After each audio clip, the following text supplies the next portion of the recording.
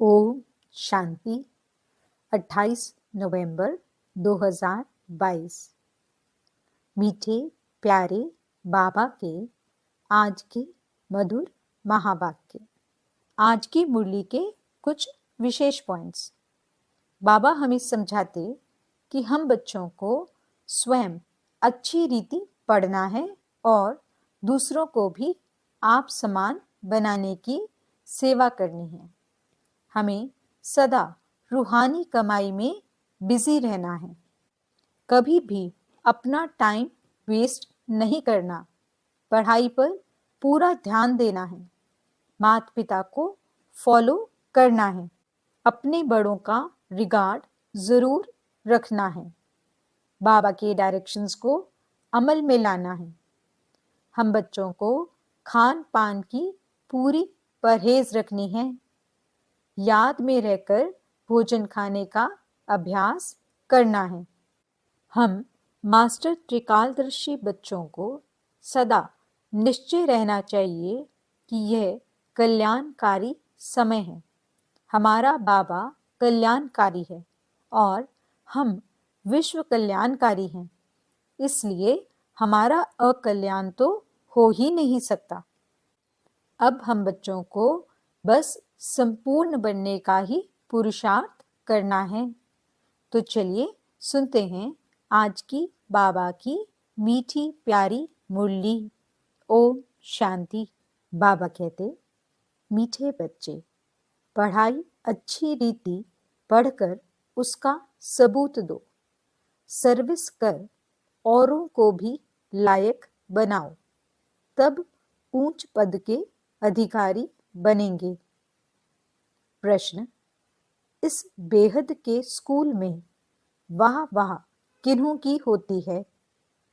उत्तर, जो खुद अच्छी रीति पढ़ते हैं और दूसरों को आप समान बनाने की सेवा करते हैं। रूहानी कमाई में बिजी रहते हैं। सिर्फ दूसरों को देख खुश नहीं होते, लेकिन माता पिता समान सेवा कर उनके तख्त पर बैठते हैं। उनकी वाहवाह माता पिता व अनन्य बच्चे करते हैं।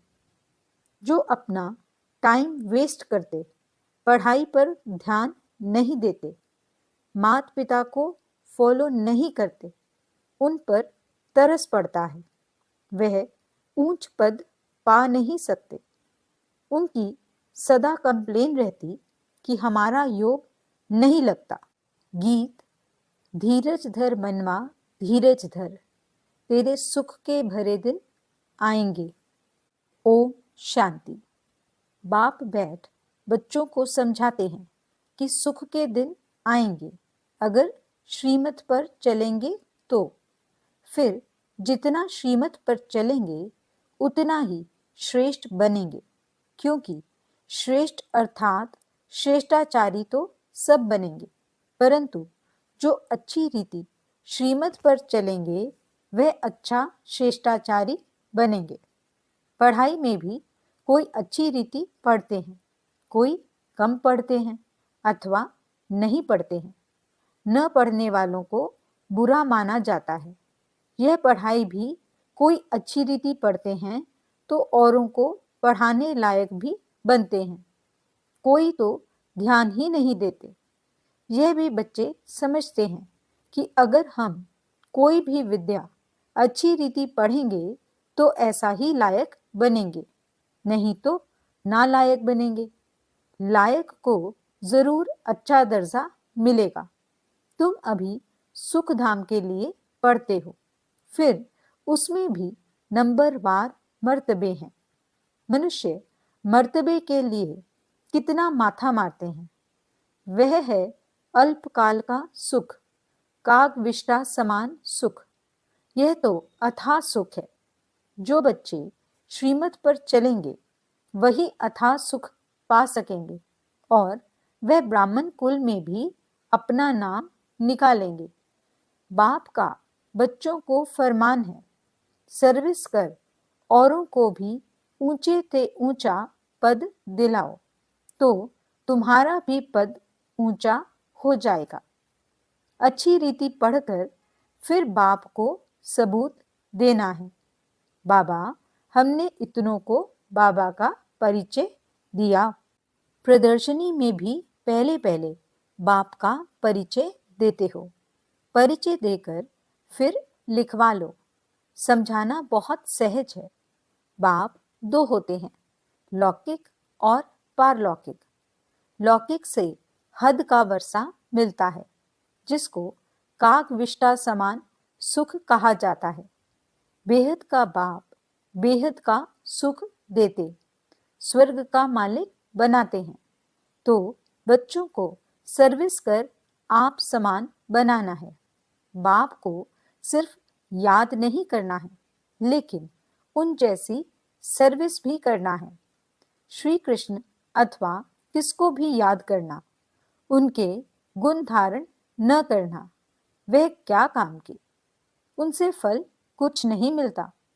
भक्ति मार्ग में भी देवताओं को याद करते करते नीचे उतरते जाते हैं। अब मम्मा बाबा भी सदगति करने की सर्विस में लगे हुए हैं। जो माँ बाप मुआफिक सर्विस करते हैं, वही सच्चे माँ बाप के बच्चे हैं, नहीं तो कच्चे कहा जाता है। बाप भी खुश तब हो जब देखे कि मेरे लाडले बच्चे मेरे समान सर्विस करते हैं। लौकिक रीति में भी जो बच्चे अच्छी रीति पढ़ते हैं, वह बाप के दिल पर चढ़ते हैं, अच्छी कमाई करते हैं। यह भी तुमको रूहानी कमाई करनी है। सिर्फ दूसरों को देख खुश नहीं होना है। पढ़ाई पढ़कर और पढ़ाकर ऊंच पद पाना है। तब माँ बाप अनन्य बच्चे उनकी वाहवाह करेंगे। यह बेहद का स्कूल है। हजारों यहाँ पढ़ते हैं। जो अच्छी रीति नहीं पढ़ते, वह खुद भी समझते होंगे कि हमारा योग पूरा नहीं लगता है। वह बच्चे बाप के दिल पर चढ़ नहीं सकते। बच्चे बने हैं तो माँ बाप पालना तो करते हैं ना। फिर भी बाप समझाते हैं, माता पिता और अनन्य बच्चों को फॉलो करो। सर्विस तो बहुत करनी है। वह सोशल वर्कर करोड़ों की अंदाज में होंगे। तुमको रूहानी सोशल वर्कर बनना है। अगर ज्ञान है तो, नहीं तो समझेंगे पूरा ज्ञान नहीं है। ज्ञान के बदले अज्ञान जास्ती है, जिस कारण पद भ्रष्ट हो जाएगा। ऊंच पद पा नहीं सकेंगे। बाप को तरस पड़ता है। हर पढ़ाई में पुरुषार्थ जरूर चाहिए। पुरुषार्थ बगैर पास हो नहीं सकेंगे। कोई 2-3 बारी फेल होते हैं तो अपना टाइम वेस्ट गंवाते हैं।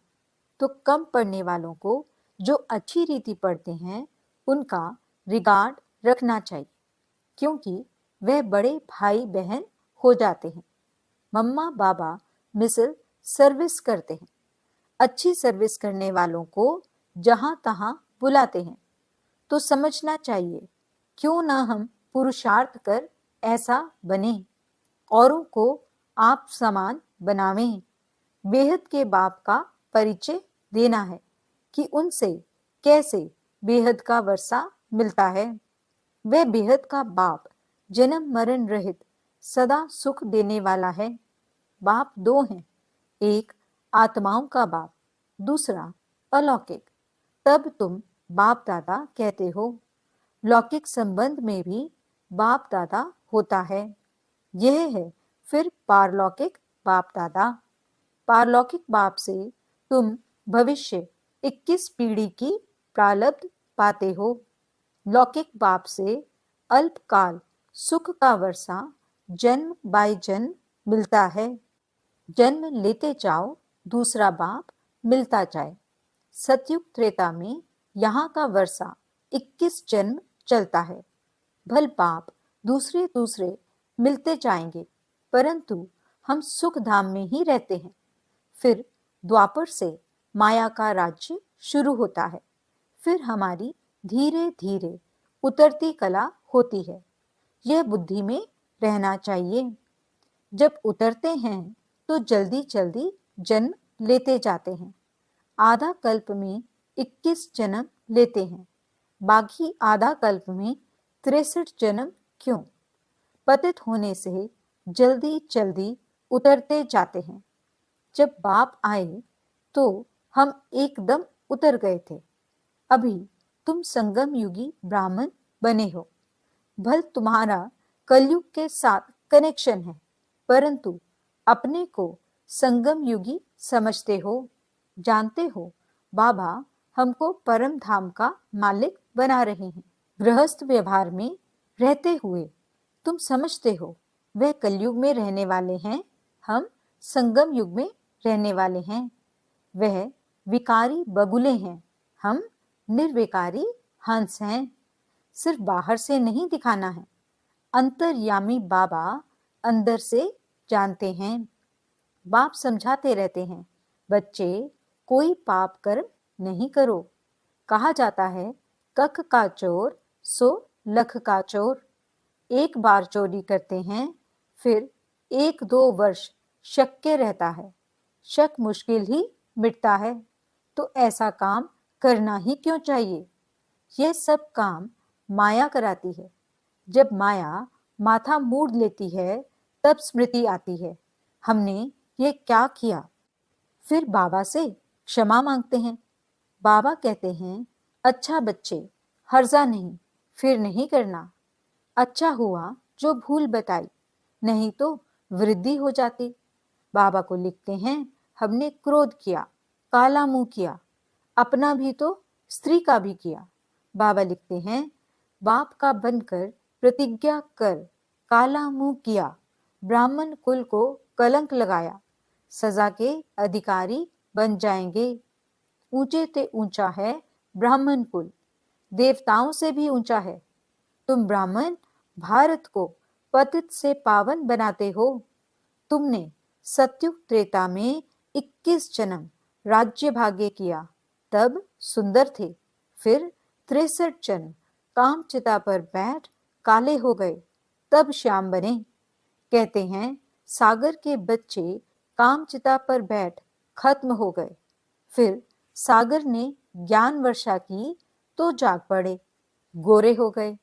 इस श्री कृष्ण की आत्मा को 84 जन्म जरूर लेने हैं। 21 जन्म सुंदर, 63 जन्म श्याम। अब उनकी लात पुरानी दुनिया तरफ है, मुंह नई दुनिया तरफ है।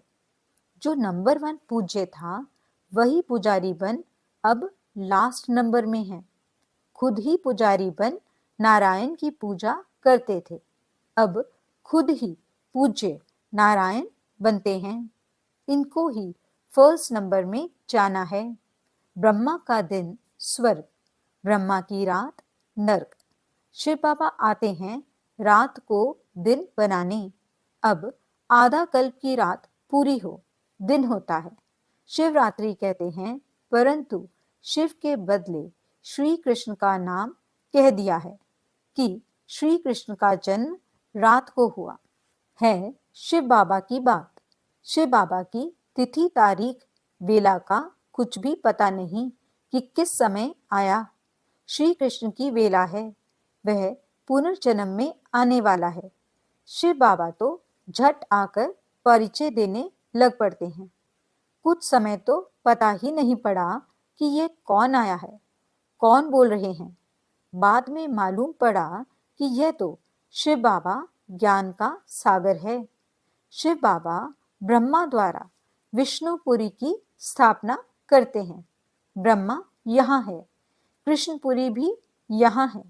लक्ष्मी नारायण के तख्त पिछाड़ी विष्णु का चित्र होता है, परंतु ज्ञान कुछ भी नहीं।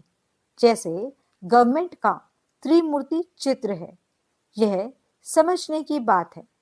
बच्चे जास्ती नहीं समझते हैं। भला लौकिक पारलौकिक बाप का कॉन्ट्रास्ट तो समझते हो ना? याद भी करते हैं, हे पतित पावन, हे रहम दिल, हे दुख हरता, सुख करता। सतयुग में कोई याद नहीं करते। बाप यहाँ ही सब मनोकामना पूरी कर देते हैं।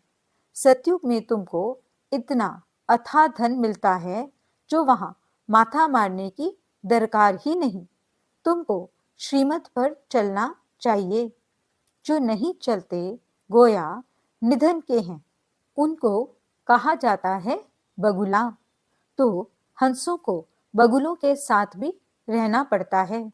गृहस्थ व्यवहार में तो रहना ही है। इसलिए रिपोर्ट आती है, भाई झगड़ा करता, फलाना झगड़ा करता। दुनिया में झगड़ा ही झगड़ा है। पवित्रता पर भी झगड़ा चलता है। खान पान की परहेज रखनी होती है तो बहुतों के लिए मुसीबत हो जाती है। बाप कितना समझाते हैं, याद में रहकर भोजन खाओ। डायरेक्शन अमल में नहीं लाते हैं। प्रैक्टिस करनी चाहिए।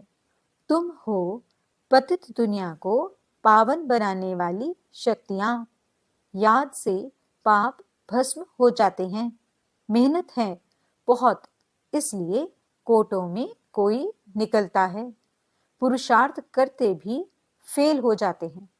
आश्चर्यवत बाबा का बनंती, बाबा बाबा कहंती, फिर भी श्रीमत पर नहीं चलते तो गिरंती भागंती।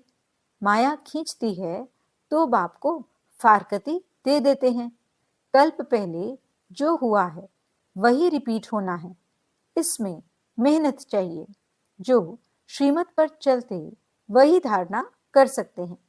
मम्मा बाबा कहकर फॉलो नहीं करेंगे तो दुर्गति को पाएंगे, अर्थात कम पद पाएंगे। अनपढ़े पढ़े के आगे भरी ढोएंगे, नौकर चाकर बनेंगे। जो ब्राह्मण नहीं बनते वे प्रजा में पाई पैसे का पद पाएंगे। और कोई धर्म स्थापन करने वाला राजाई नहीं स्थापन करते। बेहद का बाप ही भविष्य के लिए राजाई स्थापन करते हैं। पवित्र बनने के लिए पुरुषार्थ करना पड़े। तुम फूल बनते हो, जो विकार में जाते हैं वे कांटे बनते हैं। एक दो को आदि मध्य अंत दुख देते हैं। यह है कांटों की दुनिया। अब तुम संगम पर फूल बन रहे हो। सत्युग है फूलों का बगीचा। संगम पर जंगल से बगीचा बनता है। यह है कल्याणकारी संगम अथवा कुंभ। आत्मा परमात्मा का मिलन होता है। अभी तुम जानते हो, हम परम पिता परमात्मा से 21 जन्म का वर्षा ले रहे हैं। राजाई पाने में मजा है। बाकी यह कहना कि तकदीर में होगा तो मिलेगा, इससे क्या होगा? बेहद बाप का परिचय देना है। तुम अनुभवी हो, सर्विस तो करनी है।